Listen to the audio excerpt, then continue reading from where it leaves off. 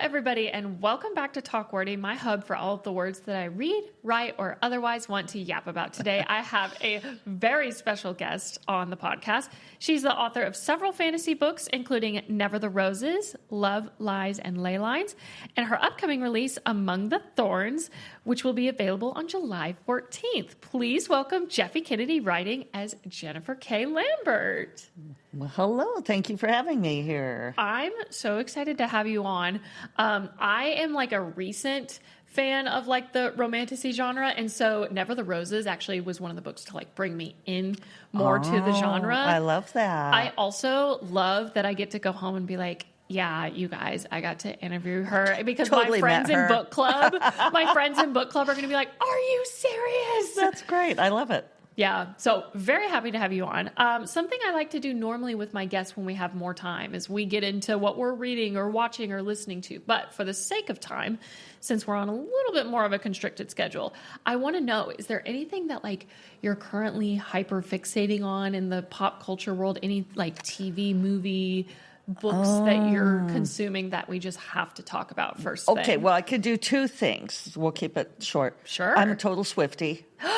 So Yes. the new Opalite video. Oh my gosh, it was darling. I don't know what I was expecting. I mean, she It's never so gives me what I expect, which is one reason why I love Taylor, because it's like, what is this woman going to think up next? Exactly. So I had watched that Graham Norton talk show episode, and so I was just delighted to see what she did with it. And being a child of the 80s small culture, I was charmed by it.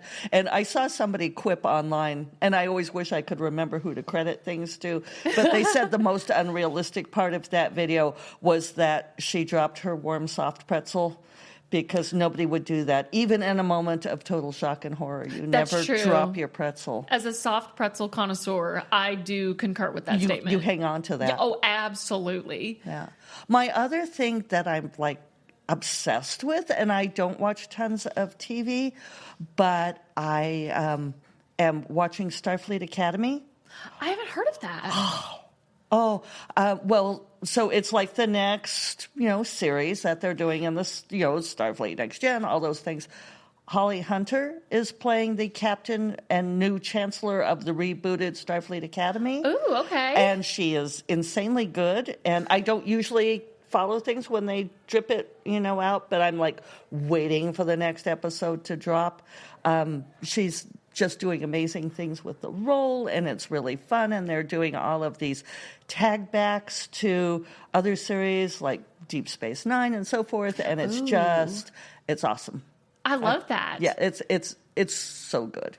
That's awesome. The script is amazing. Yeah. And I'll stop. Okay. No, you do not feel like you have to stop. This is so fascinating. Okay, I will say I'm going to go back to the Swiftie comment because I always like to know what kind of Swiftie everybody is. So do you have a favorite album? And then do you also have tracks from her discography that you feel like she wrote specifically for you? Maybe not necessarily it's about you, but like you just really resonate with. Well, I mean, yes. You can't be a Swiftie and not have those things, right? Okay, so I consider myself kind of an OG Swiftie. Okay, yeah. But I came in with the 1989 album when that released. That was my conversion. I actually talk about Taylor when I do classes on voice because I never listened to country music. Just wasn't my thing. And it was only after I really got into Taylor that I realized this obscure country song, but like to me, that I just loved the song. And I'm like, why do I love this song? But it was our song. Yes. And I realized that's Taylor, but it's that voice that carries through. Favorite album, Tortured Poets Department. So good. It was Midnights. I mean, like each album becomes my favorite. It was Midnights for a while, but Tortured Poets is just... It's incredible. Yeah. The fact that it didn't win... Did it even win any Grammy? I don't think it won anything. That's mind-boggling to me because it was a whole double album. And I feel like now that I've had some time to like really consume it all, every single song has such value. There were so many comments of like, it was just thrown together so it could be a double album. I'm like, you don't understand. You don't know our girl. This woman wrote those songs in blood. Yes. Truly, yes. She does not throw anything together, people. She's a mastermind. Yeah. Yes. I really love The Black Dog. I love We Can Go Back. I love My Tears Ricochet. Oh my gosh. Yeah. Yes. Learning that was the first song that she wrote for Folklore, I was like, oh, this album's going to be a doozy. Yes. And we all listened to Folklore and Evermore thinking that things were great with Joe Alwyn. Yeah. But then, and then going back to it and you're like, oh, honey. Yeah. Yes. Everyone's like, it's not about him. It's just a metaphor. It's fictional stories. She's just talking about, yes, but no. No. Okay. Yeah. I had to ask the Swiftie question because I don't know. I feel like every time I've asked previously, they're like, oh, it's just so hard to pick. I'm like, you should know. You're not, yeah. We won't gatekeep, but Yeah. Yeah. I also agree with you on Midnights. Originally, I was like, I don't know how I feel about this one, but I think once I gave it some time to age, I was like, ooh, Party Girl is grieving. Yes. I loved Bejeweled for a while. Bejeweled was my ringtone, but then I went back to, my ringtone is still Cruel Summer. So good. Yes. Because, I think my favorite song, I don't want to say of all time, but it's really high up there, is Hits Different. Yes. I love the wordy bridge. I love the happy beat, but depressing storyline. Yes. I feel like that's one of her biggest hits, and it just doesn't have the volume of attention on it. Yeah, well, it was not included on the original tracks. It was like one of the three. One of those. It was the version Till Dawn. That's it. It was the third version of Midnights that released. But anyways, I feel like I could talk about Taylor Swift for a long time. And that's not what we're here to talk about. Yeah. Even though it doesn't seem that way. But yeah, we're here to talk about you and to talk about your books. First of all, we were starting to have a conversation about it before we started. And I was like, I need to save this for when we actually record. You obviously are constantly wearing this iconic hat. And you said there's a story behind it. I would love to know the roots of the roots hat. of the story. So I started wearing hats quite a long time ago, like 30 years ago, because I'm very fair-skinned, Irish girl, and I lived in Wyoming, and now I live in New Mexico, and I've had a couple of friends have melanoma, so I got really serious about protecting my skin. And so, just got in the habit of wearing these big wide-brimmed hats. And I went to my first RWA convention, and this was 2006 or 7. And I went to pitch my book. And I had never been to RWA before. I became a member so I could sign up for the convention and went entirely because I thought, well, if I could just pitch my book to an agent and editor in person, that they were going to, hand me money and publish my book, right? It's my whole plan. But I had to stay at the Overflow Hotel. It was in San Francisco. And because I signed up so late. And I came from a work trip. In my day job. And so I flew from my day job trip to San Francisco, stayed at the Overflow Hotel, had to walk over to the convention hotel. And so I had my hat on, of course, and I had nowhere to put it. Yeah. Right? But then everybody kept telling me how much they loved my hat. And people were coming up to me and going, oh, you're the girl with the hat.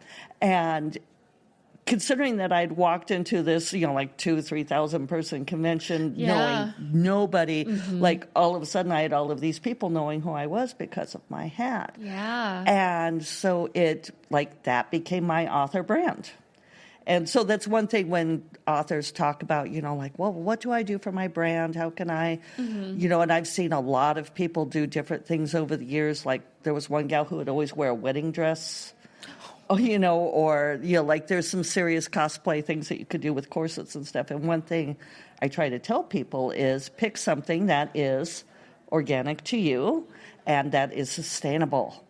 Because you can't sustain. I'm sorry, maybe she can. Maybe she's out there somewhere. But, can you sustain wearing a full wedding dress for every author appearance. Yeah. It's a lot. I love it. I feel like it's so iconic. It's this great statement piece for you. And people can spot me from across a crowded convention hall. They're like, oh, that's Jeffe.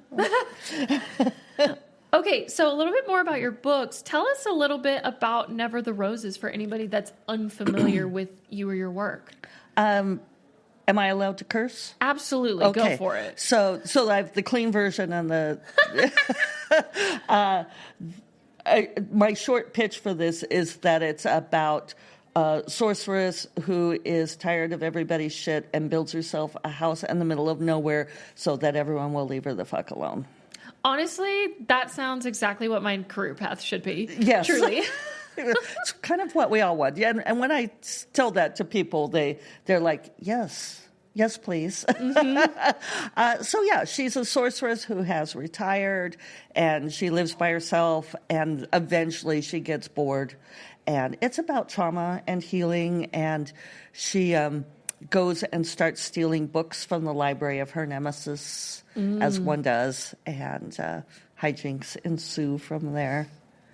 It's an interesting book for me because for a very long time I referred to it as the book I wasn't supposed to be writing. So I was supposed to be writing a book that was like the next in my indie series that readers have been waiting for. And then I also had this book that my agent had wanted me to write, that I'd written a partial of. We had editor interest. She wanted me to finish writing it. They wanted the full.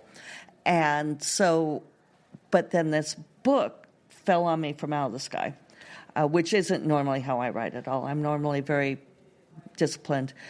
And I got the first opening line to this book, and it kept going around my head, and so finally I gave up and wrote it down, because normally I don't. And then the next paragraph came, and I was like, oh, fuck me. So, so I just kept writing and writing, and I could not stop writing this book. It was like it was just dictating itself to me. Mm-hmm. And my agent contacted me, sent me an email. She's lovely. It's she's Sarah Younger at Nancy Yost Literary. Yeah, Sarah's incredible, and she's very good at managing authors. And she emails me, and she's like, so I know that you're working on this book for your indie series, but I got a call about the other book, and I'm just wondering if you've made any progress on it. And I'm like, funny about that. I'm actually not working on either one of these things. And she said, well, send it to me. Mm-hmm. And I said, I don't know, it's weird, it's different. I don't think you're going to like it. She said, send it to me. And by now, all of my friends were tired of me and saying, every time I said, no, I'm writing the book I'm not supposed to be writing. And finally, they're like, Jeffe, clearly this is the book you are supposed to be writing. Right. So I sent it to her, to my agent, and she read it in less than a week, which is very unusual because she has lots of clients, but she loved it. And like 2 weeks later, she got a 6-figure deal for it. That's incredible. It was incredible. It was amazing. I love that. Yeah. Okay, so in honor of Among the Thorns coming out in July, I thought we'd play a game of trope ranking. So what I'm going to do is I'm going to name 5 tropes that you will find in Among the Thorns. Okay. And you have to rank them between 1st and 5th place. But once you rank them in a spot, you can't move it. So you don't know what tropes are coming next. Okay. All right. Well, I didn't know there was going to be a quiz. It's not necessarily a quiz. It's just, okay, how are you feeling about the tropes? Gotcha. Okay. All right. We'll do this. So first up, love triangle. 2. Okay. Number 2. All right. Tragic romance. 3. Okay. Dark cottagecore. 1. Ooh, I like that. Yeah. What about dark cottagecore is just like so appealing to you? I think I like the study and contrasts of anything, right? So I like things that seem to be one thing on the surface but are dark beneath. Yeah. And I like the fairy tale aspect of those things. And so I think I can tell you without spoilering on this book that the dark cottagecore comes from like one of my favorite fairy tale type tropes, which is the young woman, the girl who is being raised in this idyllic cottage with her much older guardian who is cruel to her. And so, I mean, everything, it has gingerbread eaves and she works in the garden and everything, but she's trapped there. She's literally trapped by an enchantment. And so I like that. Yeah, it looks nice, but maybe it comes back to, I love the thing that, like you see on people's shirts sometimes, where they say that everybody is fighting a battle you know nothing about. Yeah. Right? So I think that's something, it's very easy to look at someone else's life and think, oh, they have everything, she's gorgeous and she has a great guy and lives in a beautiful house, but you don't know what a person is dealing with. I like that. It could be a wicked enchantment. True. It happens. Yeah. Okay. You still have 4th and 5th place left. Okay. Your next trope is morally gray characters. I'm trying to guess what the last one's going to be so that I know. I'll go with 4 on that. Okay. Then automatically at 5th place, you've got yearning. Oh, well, yearning's a big one, but it is a big one, but I feel like it's more broad. It so is. You can get away with it. And actually, I being... think that's not unfair. I would probably not change that. Yeah. Full trope ranking. I think that was a great ranking, especially not knowing what was coming next. Okay, so you have 3 books releasing this year, if I'm not mistaken. I've already released 2. Oh, my goodness. Well, like the pipeline. Yeah. So I think that's right. Or did I get the other one out in December? Time flies. Multiple books a year. Multiple books a year. What would you say is the secret to a successful, speedy writing pace? Oh. And how do you personally avoid burnout? I did burn out once. And it was highly unpleasant, and I do not recommend the experience. Yeah. What happened to me was, just to give a little background on it, I had been working my day job and writing for like 20 years. I did both. And when I got laid off from my day job, I thought my team got downsized kind of thing. And I thought, well, I will see if I can make it writing full time. And I had been writing pretty consistently. So this is part of the answer to your question, is I'm a very ritualized writer. I try to write 3,000 words a day, 5 days a week. Love that. Yeah. And I do it in like 3 1-hour writing sessions with a break between. And that's been pretty sustainable for me. Lately, it seems to be going down to more like 2,300 words a day, and I'm just trying to go with that so I don't burn out. Yeah. Because what happened was, when I went to writing full-time, I thought, well, if I've been writing 2,000 to 3,000 words a day, and I'm not doing my day job, I could double that. Yeah. Ha, ha, ha. So I started writing 4,000 to 5,000 words a day. And I did write my book, The Edge of the Blade, which came out forever ago.